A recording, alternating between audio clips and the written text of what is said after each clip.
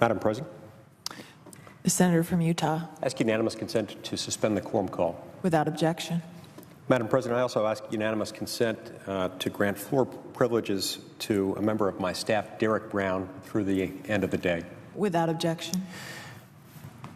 Madam President, I ask unanimous consent to enter into a colloquy with the senior senator from Illinois and the junior senator from New Jersey, as well as the junior senator from Arizona. Without objection.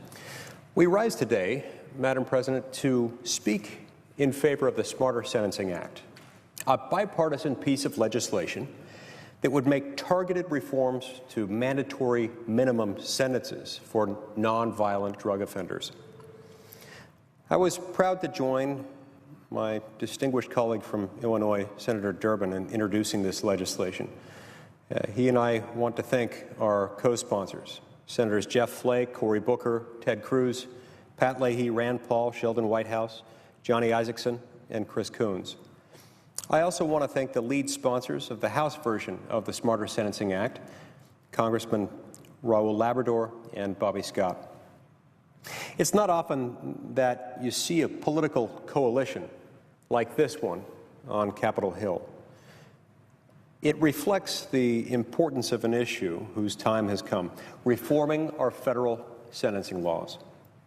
We've come to the floor today to explain what the Smarter Sentencing Act does and to address some common misconceptions about our bill that have been expressed on the Senate floor. And so I'd like to ask my friend and colleague, Senator Durbin, what problems does the Smarter Sentencing Act seek to address? I thank the senator from Utah, and not only for his leadership on this issue, but the fact that we've been able to work together on an issue that is not considered to be simple in nature. It's challenging, it's complex, controversial in some respects. And as you mentioned at the outset, we've done it on a bipartisan basis. And I think if you take a look at the co-sponsors of the Smarter Sentencing Act, they span the political spectrum. I was standing at our press conference as you were speaking next to Senator Ted Cruz and said Durbin and Cruz on the same bill. As the saying goes around here, obviously one of us hasn't read it. But the fact is we've both read it, and we both understand the importance of this undertaking. Our criminal justice system in America is in crisis. The United States of America holds more prisoners by far than any other country in the world. The federal prison population has grown by 750% since 1980, and our federal prisons are approximately 30% over capacity. Over the past 30 years, spending on federal incarceration has increased more than 1,100%. Our exploding prison population now consumes a quarter of the Justice Department's discretionary budget. These runaway expenditures are undermining other law enforcement effort. U.S. Attorney's Offices, Drug Enforcement Administration have already lost hundreds of positions, and resources for state and local law enforcement have decreased dramatically. The biggest drivers of growth in the federal prison population are drug sentences. Almost 50,000 more drug offenders in federal prisons now than 20 years ago. 50,000. This problem is made even worse by mandatory minimum sentences, which have grown by 155% over the last 15 years. 1/3 of all federal prisoners are now subject to mandatory minimums. 1/3. 50% of those are drug offenders. These mandatory penalties don't allow our courts to distinguish between the big-time career offenders, who ought to be the focus of our effort, and lower-level offenders. Now, that just isn't very smart. And it isn't effective when it comes to holding offenders accountable and protecting public safety. We're expecting to be joined any minute by the senator from New Jersey, Senator Booker, and I thank him for joining us in this effort to spotlight this important issue of criminal justice reform. But I would turn the floor over to my colleague and the lead sponsor on this bill, Senator Lee, to respond to the question of the importance of this undertaking. So we've got new research that shows that there are two big problems that we face as a result of these mandatory minimum sentences within our federal system. First, They're not needed to ensure public safety in many instances. And second, they're having a very negative impact on certain disadvantaged communities. Last year, the National Research Council of the National Academies issued a major study of incarceration in the United States. One of their main conclusions is that mandatory sentencing and excessively long sentences generally do not have a significant deterrent effect and are ineffective unless targeted at offenders with a very high rate of recidivism or extremely dangerous offenders. The National Research Council concluded, and I quote, "We have reviewed the research literature on the deterrent effect of such laws and have concluded that the evidence is insufficient to justify the conclusion that these harsher punishments yield measurable public safety benefits," close quote. And recent data from the U.S. Sentencing Commission, an independent, bipartisan federal agency, shows that shorter sentences can accomplish the same goals without compromising public safety. Our communities have paid a high cost for the stiff sentences that mandatory minimums require.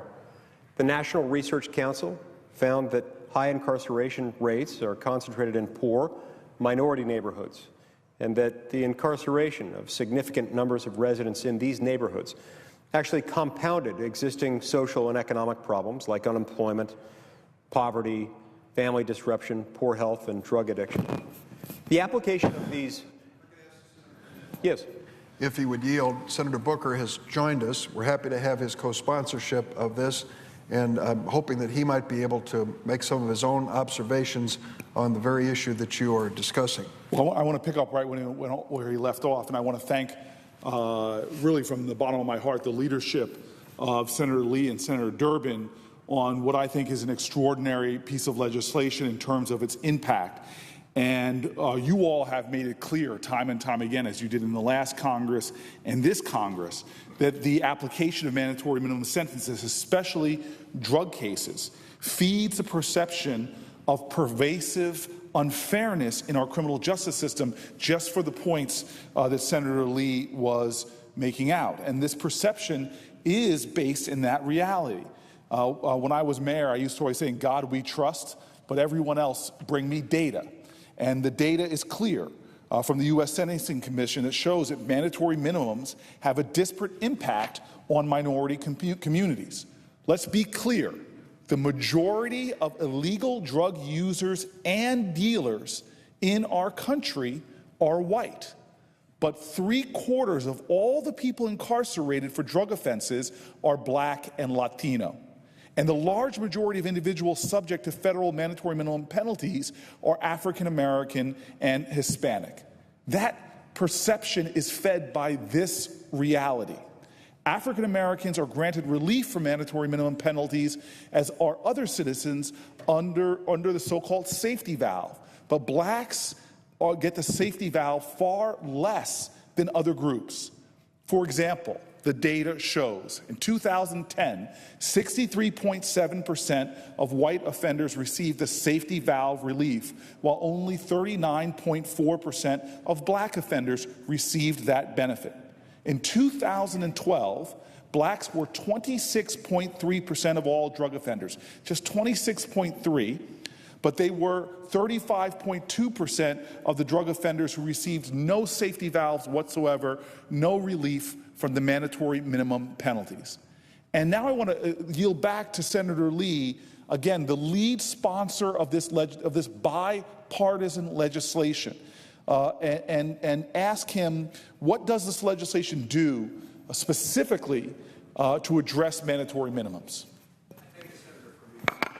I thank the senator from New Jersey for this question, which really cuts to the heart of many of the most important reasons why we feel this bill needs to become law. First, the Smarter Sentencing Act would reduce federal mandatory minimum penalties for drug offenses in a very targeted way.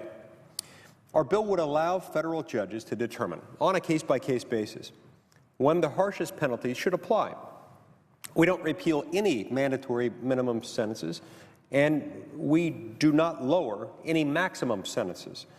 This approach maintains a floor below which no offenders can be sentenced, but it gives judges the discretion to determine when the very harshest of penalties should apply in a particular case.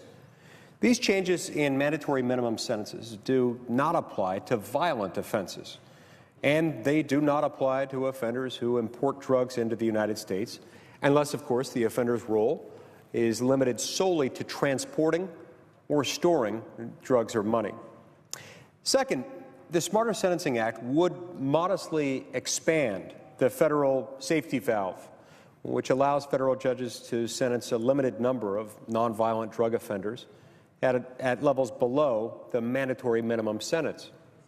Our bill would expand the safety valve to nonviolent offenders with only a minor criminal history. Individuals who use weapons or who play a leadership role in the offense in question would be ineligible for the safety valve in those circumstances. So let me ask the senior senator from Illinois, Mr. Durbin, to explain other important provisions of our bill. Thanks, Senator Lee. When I was a member of the House of Representatives many years ago, we were told that there was some dramatic changes when it came to narcotics use in America. In fact, they came to us and they said, we're worried. There's a new form of cocaine called crack cocaine. It is dirt cheap. It's $5 for a hit. It's deadly addictive, and if a woman is addicted to it and happens to be pregnant, it could seriously damage the baby she's carrying. We did something at the time which seemed like the right thing to do. What we did was to establish a sentencing standard for crack cocaine dramatically larger than powder cocaine, dramatically, 100 times larger. I voted for it, and the belief was we're sending a clear message to anyone in America: you get caught with crack cocaine, we're going to throw the book at you. That's what we voted for. And I remembered that the roll call in House of Representatives was bipartisan. We felt all across the spectrum again, let's get the message out and get it out now before crack cocaine causes its damage.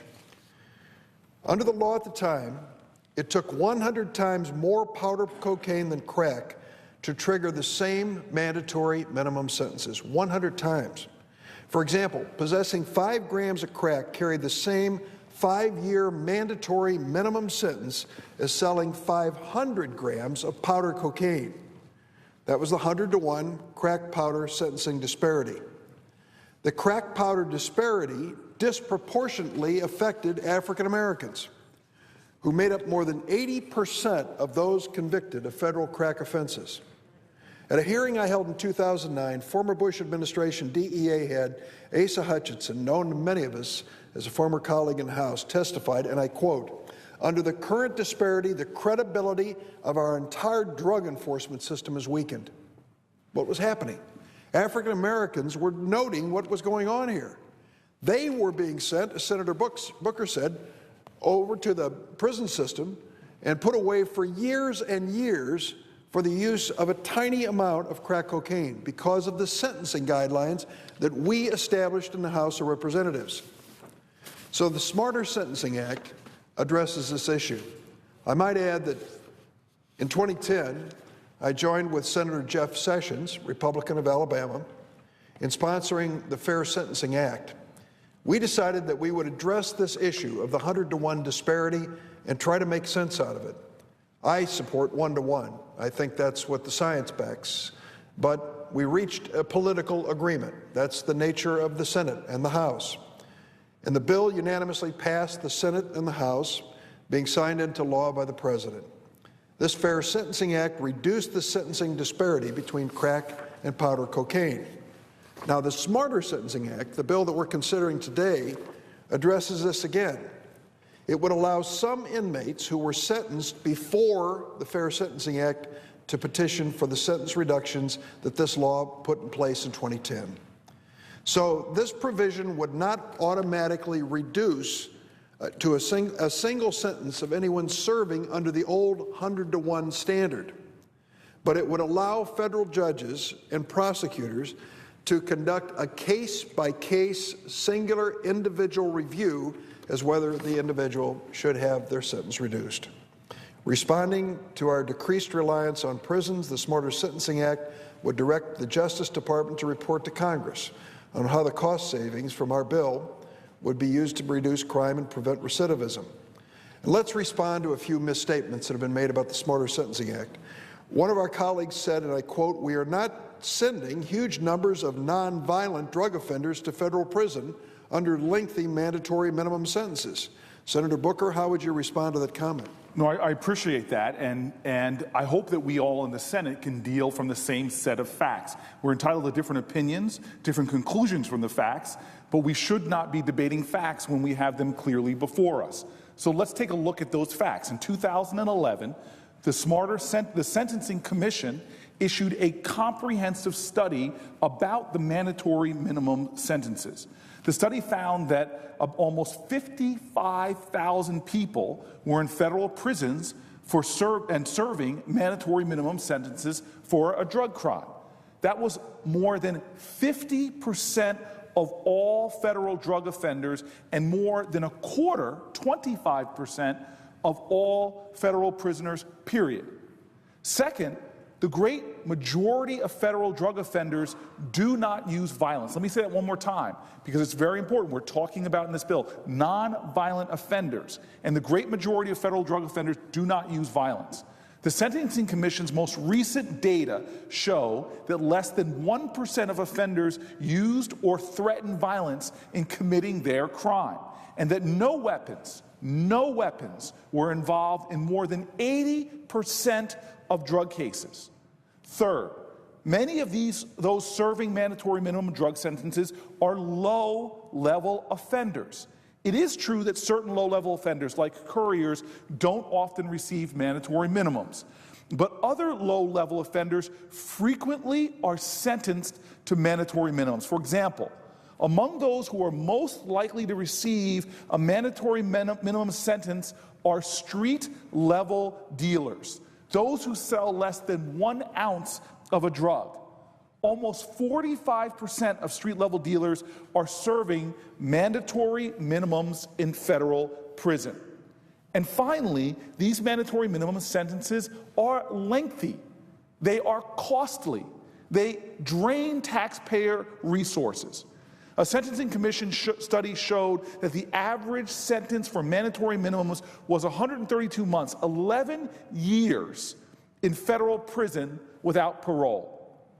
And so, Senator Lee, some claim also that mandatory minimum prison sentences are not a major factor in the massive increase in the federal prison population and overcrowding in federal prisons. Remember, in the last 30 years, we have had an explosion in our federal prison population, 800%. And some people say that mandatory minimums have had nothing to do with that. I would love for you to respond. Is that true? It is not true. That is simply inaccurate. So those who insist that our exploding federal prison population somehow has nothing to do with the explosion in use of mandatory minimum prison sentences within the federal system are simply wrong. In its 2011 report, the U.S. Sentencing Commission concluded that mandatory minimums have had, quote, a significant impact on the federal prison population, close quote. From 1995 through 2010, the number of federal prisoners serving a mandatory minimum sentence grew from 29,603 to 75,579. That is a 155% increase, and it represents over 1/3 of all federal prisoners. As of December 2014, over 59% of the 210,567 federal inmates, 125,000 inmates overall, had been convicted of an offense carrying a mandatory minimum. Of these, 73.4%, which represents 91,806 inmates, were required to serve that mandatory minimum sentence or more. In 2013, 62.1% of all drug offenders were convicted of an offense carrying a mandatory minimum. Over 60% of them received no safety valve relief, and 70% of them did not receive relief for cooperating with authorities. Now, some have argued that those serving sentences for nonviolent drug offenses have long and violent criminal histories. But Sentencing Commission data show that this is inaccurate. In 2013, 49.6% of drug offenders had little or no criminal history, and only 7% of drug offenders were sentenced under the career offender sentencing guideline, which requires 2 prior convictions for a drug offense or a crime of violence. But here's the important point. The Smarter Sentencing Act reduces certain mandatory minimum sentences for nonviolent drug offenses, but we do not lower the maximum sentence. That means a judge can sentence offenders all the way up to the statutory maximum if she determines that it's appropriate under the circumstances. So, Senator Durbin, some have raised concerns about how reducing mandatory minimum sentences might impact serious problems like the heroin epidemic or narco-terrorism. Can you address that? I want to address that because it's a problem in my state. It's a problem across the United States. We are finding that high school students are turning to heroin. It's affordable. Sadly, it's affordable, and they are using it as an alternative to other drugs, and we certainly know the perils and dangers of narco-terrorism. The Smarter Sentencing Act that we are co-sponsoring only reduces certain mandatory minimum sentences for nonviolent drug offenses. Now, there's a separate mandatory minimum of 20 years that applies when the drugs have resulted in death or serious bodily injury, and any dealer who sells drugs that kill or hurt someone, like an accidental overdose, will still be subject to the same mandatory minimum of 20 years. Our bill does not touch that provision of the law. As for narco-terrorism, a special federal sentencing guideline applies. The truth is, charges under that crime statute, are very rare. Between 2008 and 2012, only 3 cases, 3 out of almost 200,000, were sentenced under that guideline. But the Smarter Sentencing Act does not change the sentencing guideline enhancement for narco-terrorism or any of the enhancements for terrorism. We don't cut any corners when it comes to that serious crime. In fact, our bill directs the Sentencing Commission to ensure that severe sentences for, quote, violent, repeat, and serious drug traffickers who present public safety risks remain in place, end of quote.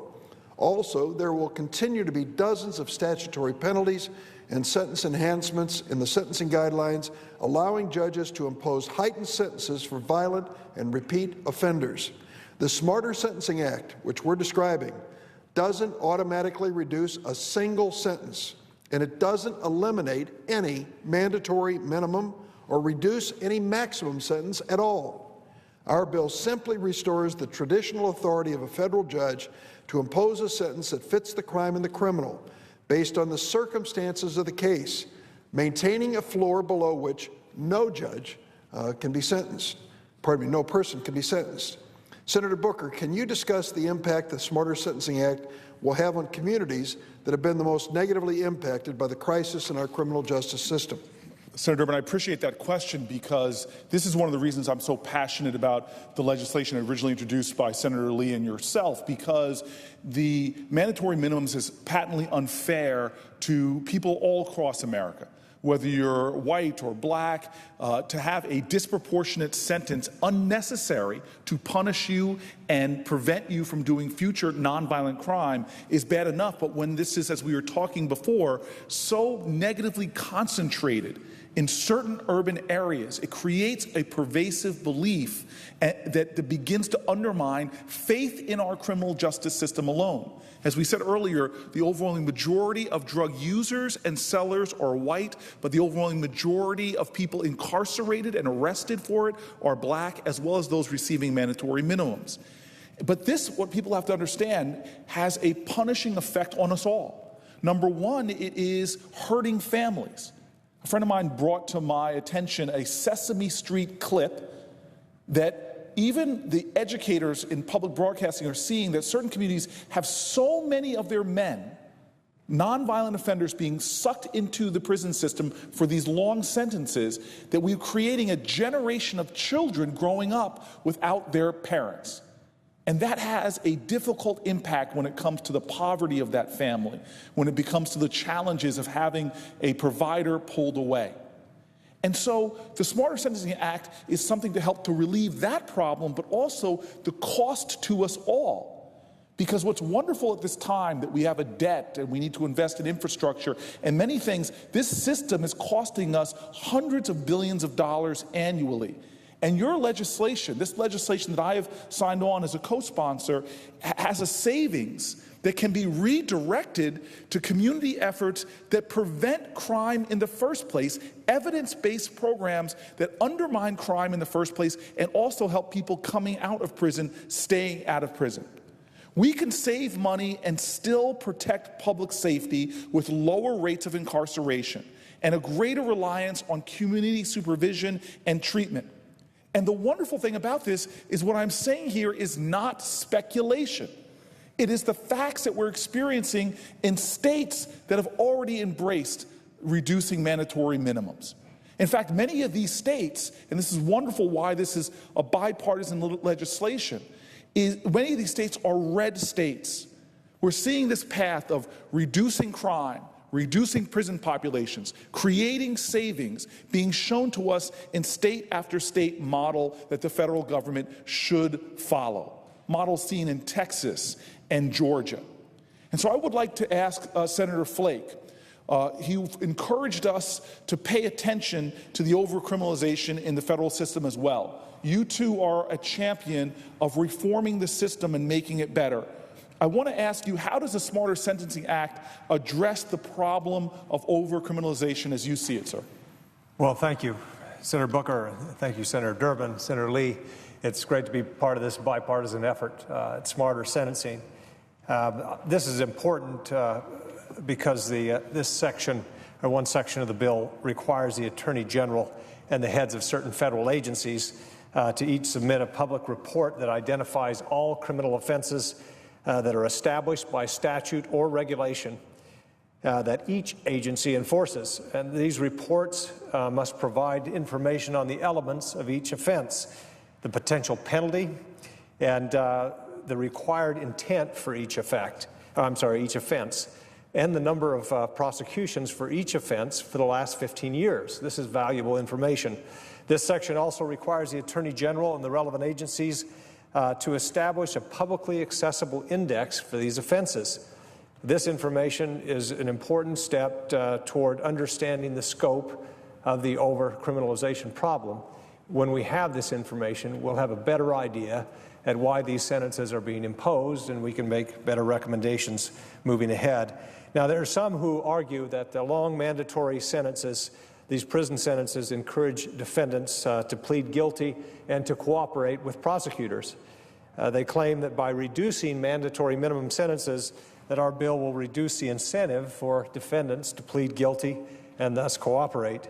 Now, Senator Lee, how would you respond to that claim? Those who make that argument, those that suggest that by passing this bill we would reduce the bargaining power of prosecutors are mistaken. The Sentencing Commission data on this point show that the longer a mandatory minimum sentence is, the more likely a defendant is not to plead guilty and to cooperate instead to insist on going to trial. Sentencing Commission data also show that rates of cooperation for crimes that have no mandatory minimum sentence are the same and even higher than for drugs that do have rigid mandatory minimum sentences. The reality is that defendants are most likely to cooperate when they have information to give. That's why high-level drug offenders receive relief from mandatory minimum sentences at much higher rates than lower-level offenders. Defendants who organize or manage a drug trafficking enterprise have the most information with which to bargain as they enter into discussions with prosecutors. Low-level offenders who have less responsibility and less knowledge often don't have much information to offer, no matter how long a mandatory minimum sentence they might face in the particular case.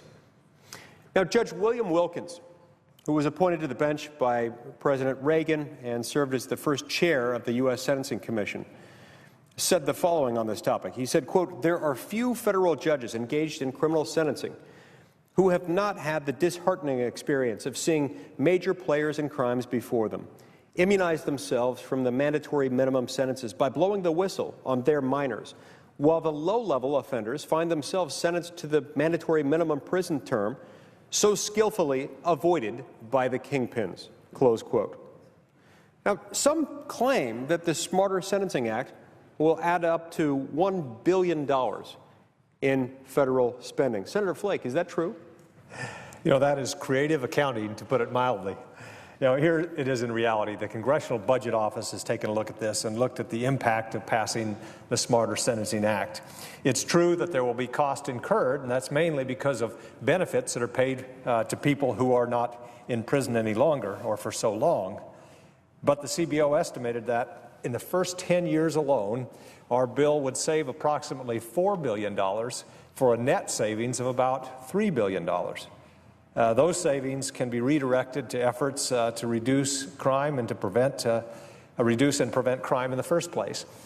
Senator Booker, I think it's probably partly because of this reason, the cost savings, that we have such broad support for the bill. Do you want to discuss some of the groups that are supporting this legislation? It gives me a lot of pride to see this incredible convergence from people from all different stripes in our country, all different backgrounds, races, religions, political philosophy. And so let's just start with the Bipartisan U.S. Sentencing Commission. The Bipartisan U.S. Sentencing Commission and the Judicial Conference have both urged Congress to reduce mandatory minimum penalties, and both have stated their support for this legislation, the Smarter Sentencing Act. It is supported by faith leaders, like the Justice Fellowship and the United States Conference of Catholic Bishops. It is supported by advocacy groups across the spectrum and has been endorsed by conservative leaders like Grover Norquist and the Americans for Tax Reform, Eli Lehrer and the R Street Institute, Pat Nolan, former president of Justice Fellowship, Mark Levin of the Texas Public Policy Institute, and Freedom Works. It is supported by law enforcement leaders, including the Major Cities Chiefs Association and the Association of Prosecuting Attorneys, which represents many of the largest district attorney offices in the country, big cities. They represent county, federal, state, and local prosecutors at every level. The bill is supported by the Council of Prison Locals, which represents more than 28,000 correctional workers themselves who work in Federal Bureau of Prisons. The bill is also supported by crime victims themselves, including the National Task Force to End Sexual and Domestic Violence, a coalition of more than 1,000 organizations that advocate on behalf of victims of domestic violence, dating violence, sexual assault, and stalking. As they explain, mandatory minimum drug sentences are draining the resources needed for victims. And women who are victims of domestic violence sometimes end up serving long sentences Congress intended for kingpins and other drug organizations. All of that unity in this country supporting this act. Senator Lee, I wonder, is there anything else you'd like to say about this bipartisan, widely supported by both the data and the advocates across the political spectrum? Is there anything else you would like to add? Yes, and I'd like to conclude my remarks in a moment by wrapping up. Before I do that, though, I notice on the floor with us today is my friend Senator Whitehouse, who happens to be another supporter of this bill, another co-sponsor, and who is also the ranking member on the Crime Subcommittee in the Senate Judiciary Committee. And before I wrap up, I wonder if my friend Senator Whitehouse would like to say a few words about this bill. Thank you, Senator Lee. I'm glad to be a part of this conversation. I share the concern that we all have for a federal prison system that is 30% over capacity and costs $6 billion a year already. You have to add, if you're going to take care of the 30% over capacity, that's $6 billion under the present circumstances. And that $6 billion comes out of law enforcement budgets and community support budgets that could be making our streets safer. Mr. President, at the beginning of every sentence, a judge imposes the duration of the sentence And at the end of every sentence, a prisoner makes a decision about how he or she is going to engage with the public upon their release. There is a bill that deals with the latter part, that helps to support prisoners to make better decisions and be better prepared to re-engage with the public once they are released. And I hope very much that that bill, which Senator Cornyn and I are leading in the Senate Judiciary Committee, can, as this moves forward, be connected, because the two are linked. They're linked thematically, and it makes a big difference. The reason you care about how people at the end get back into regular society is because if they reoffend, they go back into the prison again and add to the prison population and add to the cost. And if they're in longer than they should be, then you're not getting any public safety benefit out of all of this. So I look very forward to working with all of my colleagues to try to see if we can get together in the Senate a comprehensive piece of sentencing reform legislation. Having been a prosecutor myself, having used mandatory minimums, I appreciate that they can, in certain circumstances, have value. But I think if you look at the big picture, this sentencing reform legislation is important and will serve the public interest in a great variety of respects, including safer communities. So that's why I'm a co-sponsor of it, and that's why I'm an ardent supporter of it. And let me thank, in closing, Senator Durbin and Senator Lee for their leadership as the lead co-authors of this legislation, and Senator Flake and Senator Booker for their advocacy on its behalf as fellow co-sponsors. Thank you, Senator Whitehouse. Mr. President, I'd like to conclude by thanking my colleagues for their help in this effort. First of all, thank you to Senator Durbin for working with me over the last couple of years in developing this legislation. I thank my other co-sponsors as well. I thank Senator Booker, Senator Whitehouse, and Senator Flake, who have joined us in this discussion today. The Smarter Sentencing Act, Mr. President, is a truly bipartisan, bicameral effort that brings support from across the political spectrum. Excessive mandatory minimums do not make us safer.